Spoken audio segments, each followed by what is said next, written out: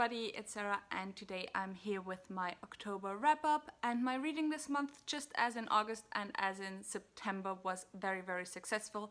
In fact, I think I actually read the most in terms of pages this month, which I know I said last month already, but I think this month I actually read the most. For the whole year, I in fact finished 8 books, and with that I also succeeded in finishing my Goodreads reading challenge for 2019, which was 50 books, of which I wanted to have like 30 books that weren't rereads, and that happened. I think in total I reread 10 books or 9 books, so 41 of those 50 books are books that were new reads for me. And so now I have 2 months to maybe get to 50 books that aren't rereads. We'll see how November and December go. But anyway, as I said, 8 books, and I just want to jump right into it so this wrap-up won't get too long. The first book I read this month was a book that was probably on everyone's October TBR, and that is Serpent and Dove by Shelby Maharin, which is the first book in a high fantasy series. And I originally wanted to film a review on this, but then I didn't get around to doing it, and I'm actually quite happy about it because the more I sat on this book, so to speak, the more my thoughts on it changed quite a bit. But first I want to give you a little bit of a summary, even though you probably all know what it's about. It's a high fantasy, as I said, although I would say it's more of a historical fantasy because it's very heavily inspired by like medieval Renaissance France, and it's set in a world where witches are hunted and burned at the stake, and we follow a dual perspective.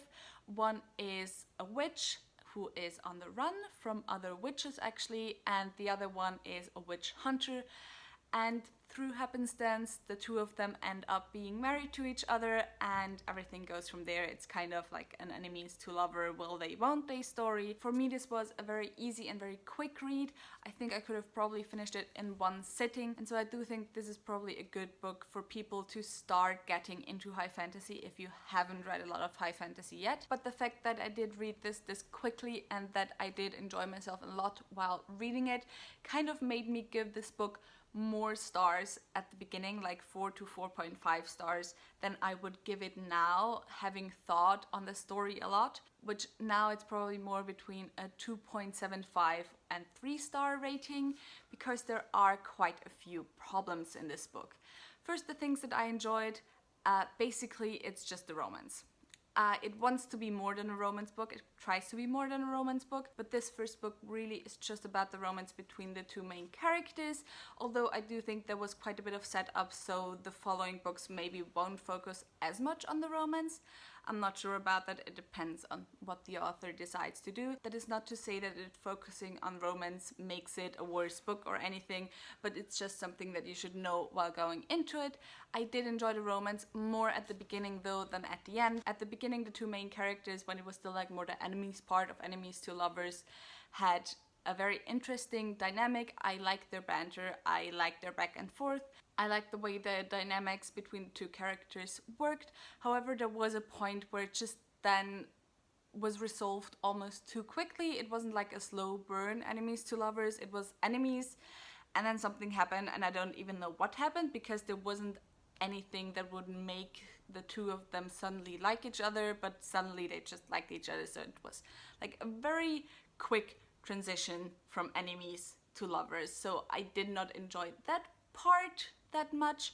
I also didn't enjoy the fact that like the author seemingly couldn't decide whether or not this was set in historical France with a few added elements, or if this was a country inspired by France, because basically the church in this book is just our church, and I have nothing against people just like being heavily inspired by stuff that happened in our world or happens in our world for the fantasy novels, but when it's just to the point where you don't even have to explain how anything works because we're all that familiar with it, I just think it's lazy fantasy writing, so I didn't like that much.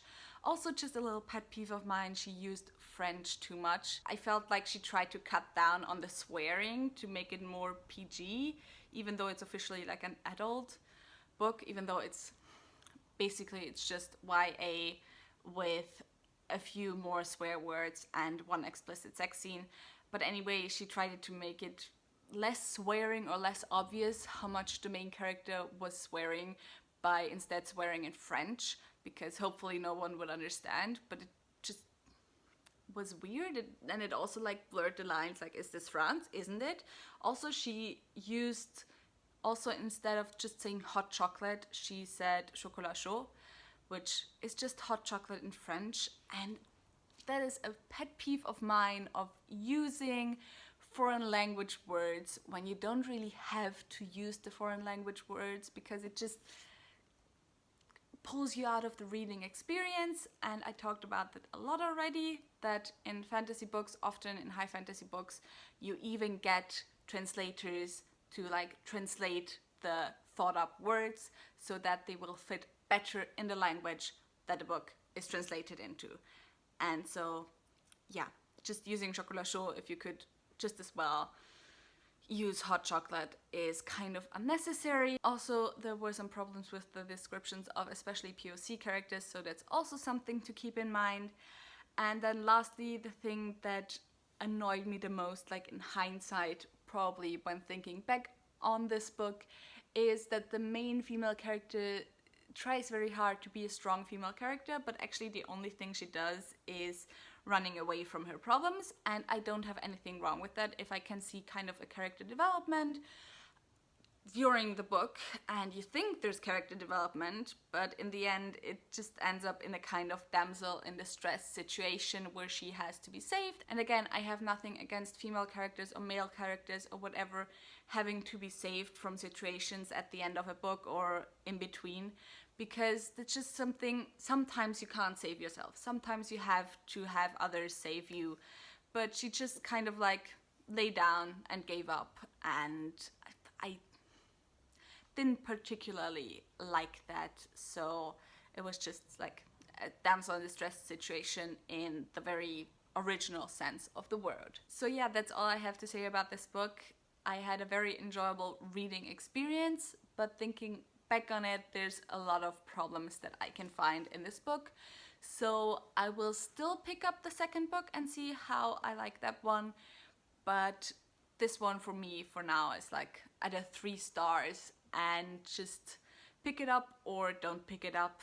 It's not really a type of book that I would recommend, but also not a book that I would say don't go and read. The second book I read in October was God's Grave by J. Kristoff, which of course is the second book in the Nevernight Chronicles.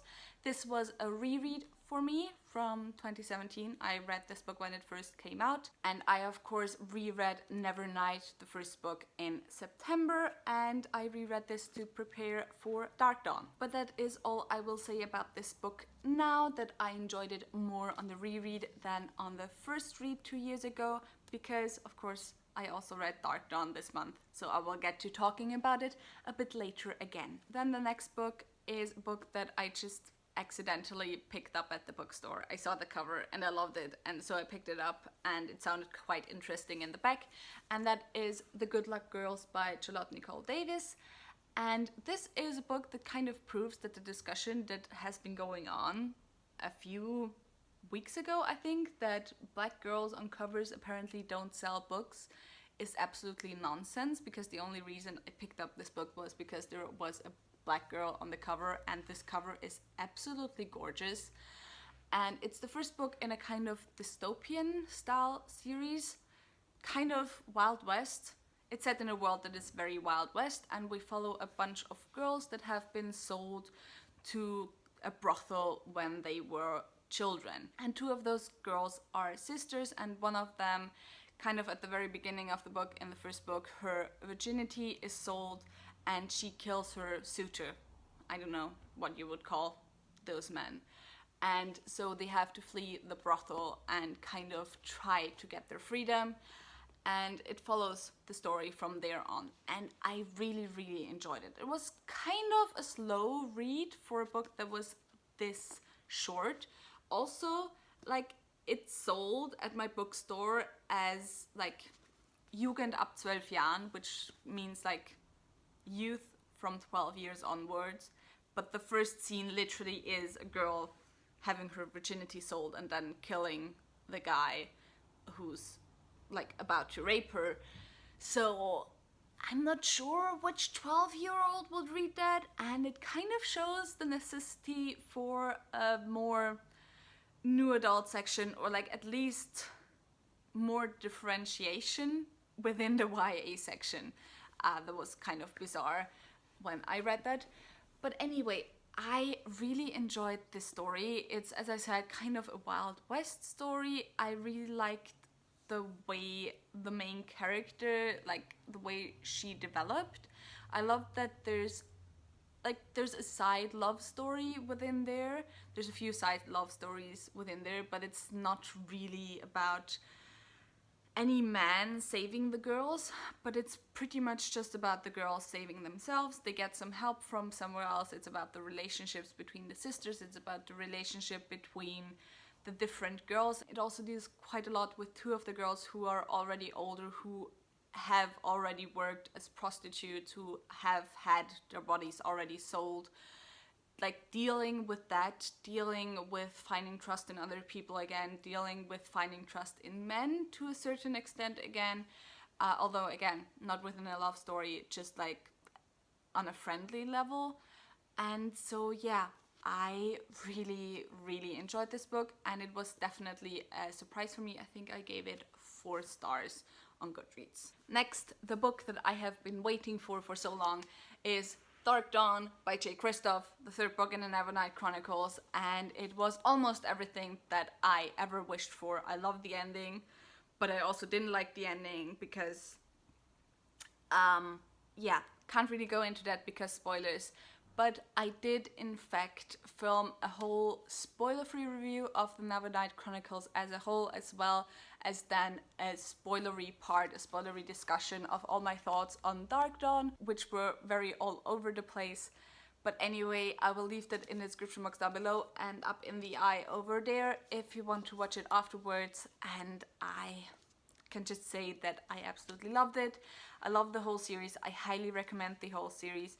I have, you can see over here, this is my favorite bookshelf, and it's been ages since a new author like moved onto that shelf, and that series made it onto that shelf, and I love it so much. I love all the characters, I love the dynamics between the characters, I love the action.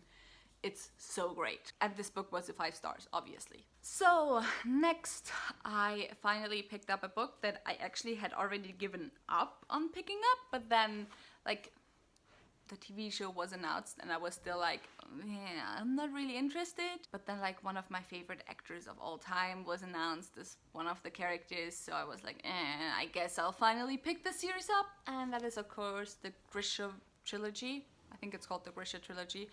The first book, Shadow and Bone, and the actor I'm talking about is obviously Ben Barnes. I actually didn't even know that he was such a big deal on Book Tumblr, but that's probably because I just never was on Book Tumblr. But yeah, I loved him as Prince Caspian, and back in the day I really used to like the Dorian Gray adaptation that he was in as well. So yeah, I finally picked it up, and I have to say, like, it's an okay first book. Like, I read it fairly quickly, and it's just, I don't feel the necessity to talk about this a lot because it's already been talked about a lot, and it's an average book for me so far, Shadow and Bone. I can't talk about the series, I haven't picked up the second book yet, but the thing that I have to say is, like, the Darkling seems to be on everyone's favorite villains of all time list, but I just don't see it. He's like a really average villain. But yeah, I'm still excited to pick up the second and the third book. We'll see how fast I will get along with them, because for November my TBR is already packed full, so I'll probably get to the second book in December at the earliest, but I do want to finish all the books before the TV show comes out, obviously, so yeah, we'll see how that goes. Next was another reread, and that was The Handmaid's Tale by Margaret Atwood, and I got the second book to this series for my birthday in September the Testaments, which obviously has won the Booker Prize now together with Girl, Woman, Other, I believe. But yeah, The Handmaid's Tale is one of my absolutely favorite books of all time. I read it for the first time around the time when I started BookTube, and it's such a great story, and I highly recommend it to anyone who wants to read it. This is also kind of a dystopian, although now I guess it would be more or less considered a classic already, and it follows a woman who lives in this society where women have no more rights, and it's just like following along with a woman as she leads her life. It's not any big rebellion story or anything along those lines. It's kind of hard to explain what this story is about, but it's very harrowing, it's very gripping, and even though there's nothing really happening, and this book very much is an internal monologue of that woman that we follow,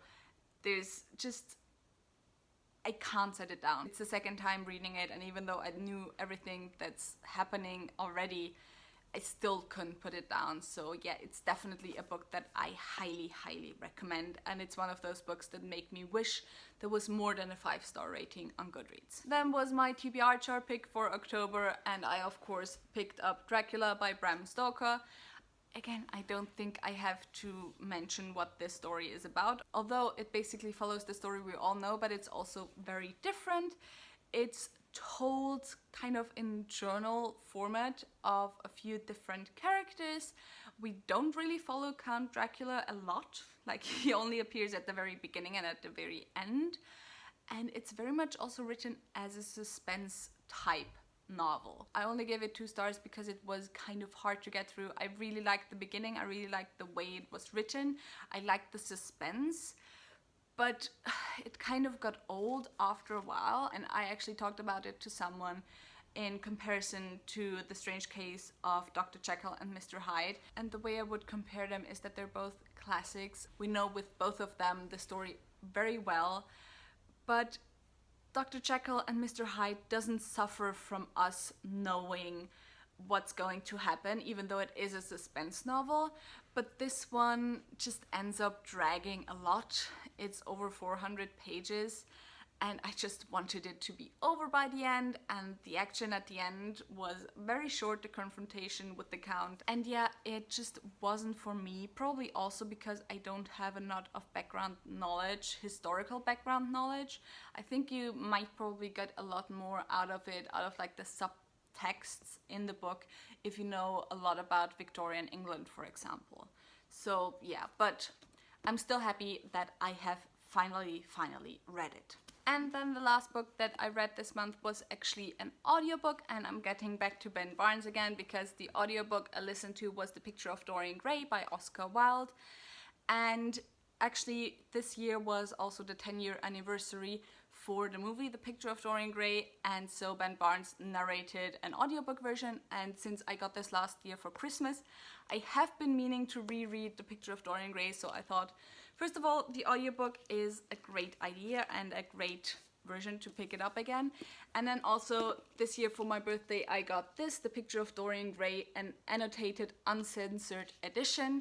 And for those of you who don't know, The Picture of Dorian Gray has been published 2 times. One time I think was like in a journal or something, and then the second time was a year later in book format. And he actually edited the story a lot for the book version, especially when it comes to the homoerotic subtext within the story, which still is pretty obvious. But yeah, anyway, the version most of us know is an edited version. That's also the version that Ben Barnes narrated. So I listened to the audiobook, and now I want to soon read the unedited version so that I can kind of compare the two of them, and I am really excited to get to that, because I always talk about Anne Bishop, of course, as my favorite author of all time, but if I had to pick a favorite book of all time, it would be The Picture of Dorian Gray. It's an absolutely amazing classic. It's really easy to read even if you haven't ever read classics. I read it for the first time, I think, when I was 14, and I'm not a native English speaker, and I still read it in English. So as you can see, it's quite easy to read, even if you're not that into classics, and I would highly, highly recommend anyone to read it. And actually, I wonder quite a lot why there's not more retellings of this absolutely amazing book. But anyway, probably people are too scared to touch it because it's that amazing. Yeah, that was the book that also finished my reading challenge for this year. I mean, this is going to be read very soon. And then I also started one book, and that is The Testaments by Margaret Atwood. Again, it's the second book to the Handmaid's Tale, kind of written now almost 30 years later, more than 30 years later. And yeah, so far I'm enjoying it, but I'm going to talk more about it in my November wrap-up at the latest, if I don't film a review, because right now I'm kind of feeling like filming a review. And then lastly, to my TBR chart picks, I already forgot what two of them were because I already picked them again. But the third one was The Dragon Reborn, and since I have already started it like a couple of chapters in October, I decided to pick this up. Also, I want to pick this up before the end of the year because I bought it this year and I want to have like no acquired books this year. Like no unread acquired books this year. That's what I wanted to say. But anyway, so that's my TBR chart pick for November. And yeah, that was it for this video. Tell me in the comments down below what you read in October and what your thoughts were on any of the books that I have read. If you enjoyed this video, please maybe think about giving me a thumbs up and also subscribing. All the links to my social media are in the description box down below, so go and check those out, and I hope I'll see you soon. Bye!